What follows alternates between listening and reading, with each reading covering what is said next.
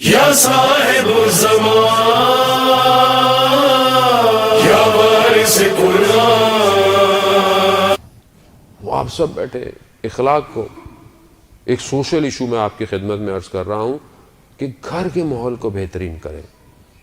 میں بار بار تاکید کرتا ہوں عزیزان محترم، گھر اچھا کریں، گھر کے ساتھ گفتگو اچھی کریں، اپنی زوجہ کو اہمیت دیں، اور زوجہ کے لیے بھی ہے ویسے کہ وہ بھی آپ کو اہمیت دے. یہ گھر اگر اچھا ہے تو یہ گھر ملائکہ کے لیے زمین میں تاروں کی طرح چمکے گا. اگر یہ گھر خراب ہے تو یہ جہنم میں لے کے جائے گا بہت سارے لوگوں کو. بہت سارے لوگ کہتے ہیں وہاں صاحب گھر جا ہی نہیں سکتا آدمی، جہنم بنا ہوا ہے گھر. گھر جاتے ہیں زوجہ پتہ نہیں کیا کیا شروع کر دیتی ہے، اس سے بہتر ہے بندہ باہر رہے. کیوں ہے ایسا؟ سکون کی جگہ ہونی چاہیے گھر. جب قرآن کہہ رہا ہم نے تم دونوں کو ایک دوسرے کے لیے سکون کے لیے بنایا ہے. مرد حضرات کا بھی مسئلہ ہے، وہ بھی سکون باہر ڈھونڈ رہے ہیں، کوئی آفس میں ڈھونڈ رہا ہے، کوئی انٹرنیٹ پہ ڈھونڈ رہا ہے. کتنی خواتین ہمیں کمپلین کرتی ہیں مولانا صاحب کیا کریں ہم، کسی اور سے باتیں کر رہے ہیں. کیا ہے یہ اسلام ہے؟ تعجب ہوتا ہے کہ متدین لوگ اپنے آپ کو اسلام اور سب لبادہ اوڑے ہوئے، اور کام کیسے ہمارے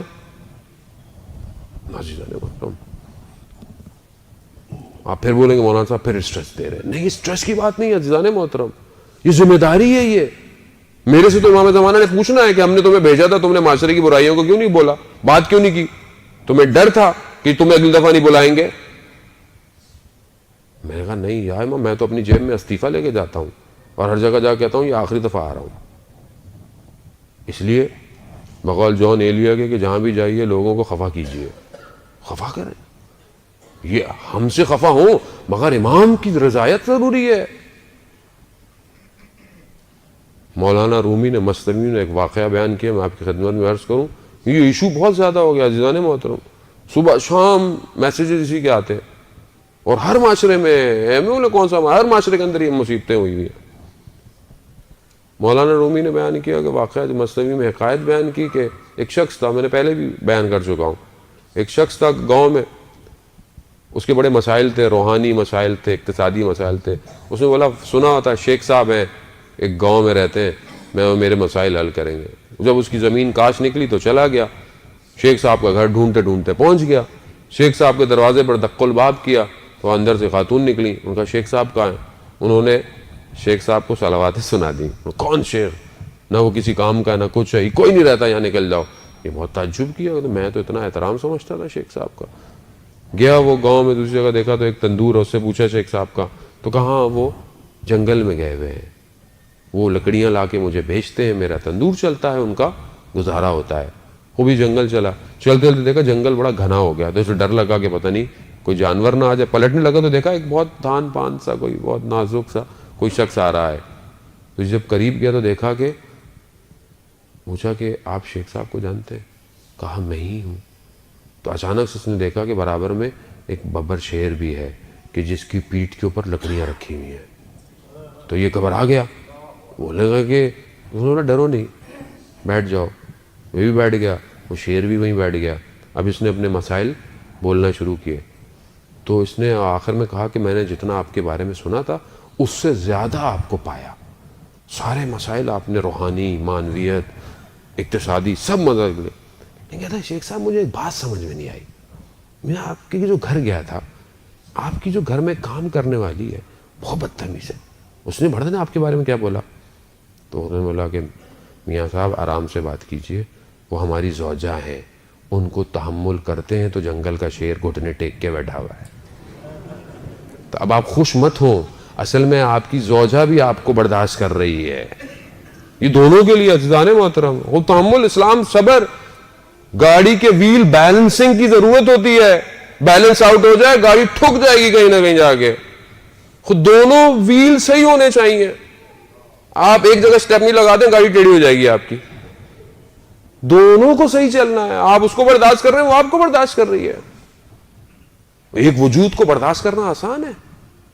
آپ تو صبح شام باہر نکال کے ہوا کھا لیتے ہیں، وہ تو سارا دن گھر کے اندر ہے. جن کی زوجہ کام نہیں کرتی وہ تو گھر کے اندر ہے. اگر آپ اس کی زندگی اس کے اوپر سخت کر دیں، کہاں جائے وہ تو اپنے ماں باپ کا گھر چھوڑ کر آئی آپ کے لیے تھی، سارا دن آپ کے بچوں کی خدمت کرتی ہے، کچن میں سارا دن کھڑی رہے، پھر بھی آپ جا کے اخلاق، قدر، علی کے ماننے والے کیسے ہوتے ہیں کہ جب ان کی شادی ہوئی تو جب پہلی رات بی بی کے چہرے کو غمزدہ دیکھا تو مولا کائنات نے کیا کہا فاطمہ کیا ہوا؟ کہا مجھے باپ کے گھر سے آپ کے گھر پہ آنا یعنی منتقل ہونا مجھے اس دنیا سے قیامت کے انتقال کو یاد کروا رہا ہے۔ کمال ہے۔ کہا ہم دونوں عبادت کرتے ہیں اور آج ہماری شادیوں میں کیا ہوتا ہے؟ آپ تصور کریں، ہم نے شادیوں کو اتنا سخت کر دیا ہے کہ آج معاشرے میں گناہ ہو رہا ہے۔ جوان بیٹیاں بیٹھی ہوئی ہیں، جوان لڑکے بیٹھے ہوئے ہیں، مجھے شادی کیوں نہیں کر رہے؟ ہاں صاحب کیا کریں، امی نے بولا 8-9 لاکھ روپے ہوں گے تو شادی ہوگی۔ کہاں سے لائے وہ؟ جب پروردگار اور اسلام اور قرآن اور رسول کہہ رہے ہیں کہ تم شادی کرو، ہم فضل کرنے والے ہیں، ہم کرم کرنے والے ہیں، تو کیوں نہیں خدا کی بات پہ یقین ہے ہمیں؟ میں جانتا ہوں باپ کے پاس پیسے نہیں ہیں اور اس کی بیٹیاں ہیں، اس قسمہ پرسی میں جب وہ شادی کر رہا ہے تو لڑکے والے کیا کہتے ہیں؟ بھائی ہمارا تو ایک ہی بیٹا ہے نا، دیکھیں ہم تو ایسے کریں گے۔ وہ قرضے لے لے کے مقروض ہو کے بیچارہ، کس کا قصور ہے عزیزان محترم؟ اب آپ ایک دوسرے پہ انگلیاں اٹھائیں گے، وہ ایسے کرتا ہے، میں نے کب ایسے کیا؟ کیا میں یہ پہل کر رہا ہوں کہ آج میرا بیٹا ہے میں اس کی سادگی سے شادی کروں، میری بیٹی ہے میں اس کے ساتھ ایسے کروں؟ آج ہم سیرتوں سے تو شادیاں نہیں کر رہے، آج ہم لوگ بینک بیلنس سے شادی کر رہے ہیں۔ آج ہمارا فرنیچر ایسا ہونا چاہیے، فریج فلانے برانڈ کی ہونی چاہیے، ہم لکڑی اور لوہوں سے شادی کر رہے ہیں، ہم دین تھوڑی دے رہے ہیں اپنے گھر والوں کو۔ لوگوں کو روتے ہوئے دیکھا ہے عزیزان محترم، سسرال والے آئے، یہ کپڑے لے کے نہیں آئے، فلانا نہیں لے کر آئے، یہ نہیں لے کر آئے۔ کیا ہے یہ؟ کون صحیح کرے گا مجھے بتائیں؟ نبی تو نہیں آئے گا کوئی، اور جب تک معاشرہ صحیح نہیں ہوگا امام نہیں آئے گا، نہیں آئے گا وہ۔ اور میں یہاں پہ میری تو ایک ہی دفعہ شادی ہے، میرا تو ایک ہی بیٹی ہے، میرا تو ایک ہی بیٹا ہے، مولانا صاحب ہمیں تو دھوم سے کرنی ہے۔ لوگ تالیاں بجا کے چلے جاتے ہیں، پھر آپ کی اپنی تالی بجتی رہتی ہے۔ خوف کریں، رب راضی نہیں ہو رہا، خاندان والے کیا باتیں کریں گے، ایسے کپڑے نہیں بنائے، ایسی ویڈیو نہیں بنی، ایسے کھانے نہیں لگے، 7 رنگ کے کھانے ہونے چاہیے، بھوکوں کو کھانا کھلائیں۔ پیٹ بھروں کو کھانا کھلا کے کون سا کھانا؟ اس پہ بھی راضی تھوڑی ہوتے۔ ہمیں تو وہ بوٹیاں نہیں ملی بہت ساری، ہمیں تو جوس نہیں لا کے دیا کسی نے، کولڈ ڈرنک نہیں ملی، اور کھانے پہ ہمیں معاشرے کی اوقات نظر آتی ہے۔ ہمارے یہاں آپ دیکھیں کھانا کھلتا ہے، ہمیں انسان کی اوقات پتہ چل جاتی ہے کہ شکم کے لیے زندہ ہے اس انسان۔ عزیزان محترم، گدھا 1000 سال پہلے بھی گدھا ہی تھا، گدھے میں کوئی تبدیلی نہیں آئی ہے 1000 سال پہلے۔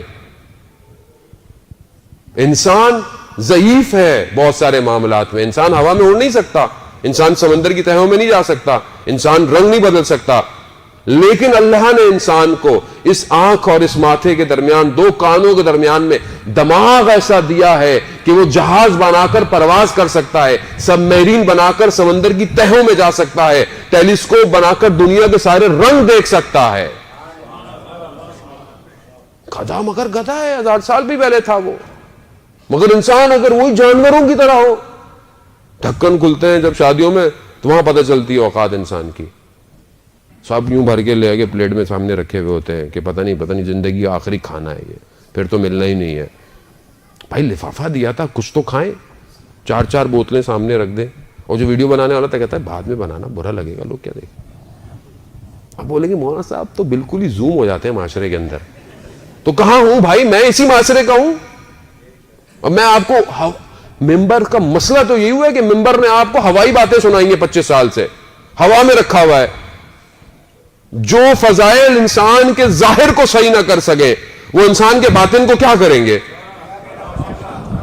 وہ ظاہر نہیں بدل پا رہا جس عقیدے سے آپ کا، وہ قبر میں آپ کو یا اس عالم ملکوت میں آپ کو وہ عقیدہ کہاں لے کے جائے گا؟ میں علی کا ماننے والا، علی کا ماننے والا میدان میں کھڑا ہو تو اس کے پاؤں نہیں لرزتے. علی کا ماننے والا جب محراب میں کھڑا ہو تو خدا کی بارگاہ میں کانپتا ہے. علی کا ماننے والا جب بخشش کرنے آئے تو اپنی جیب نہیں دیکھتا ہے، عطا کرتا رہتا ہے. علی کا ماننے والا سائل کی حیثیت کو نہیں اپنی حیثیتوں کو دیکھا کرتا ہے. علی کا ماننے والا، وہ علی کا ماننے والا. جو میں آپ سے معذرت کے ساتھ، میرا قطعاً مقصد آپ کو دل آزاری یا آپ کا دل دکھانا نہیں ہے. آپ بہت اچھے ہیں، آپ کی محبت دلوں میں ولایت ہے تو آپ لوگ آئے ہوئے ہیں، ورنہ نہیں آتے. اہل بیت کو سننے ہیں، اہل بیت کی خاطر آئے ہیں، میری خاطر نہیں آئے ہیں آپ. لیکن اسی اہل بیت کی خاطر معاشرے کو بہترین کیجئے اور ہر چیزوں کو خود سولو کیجئے.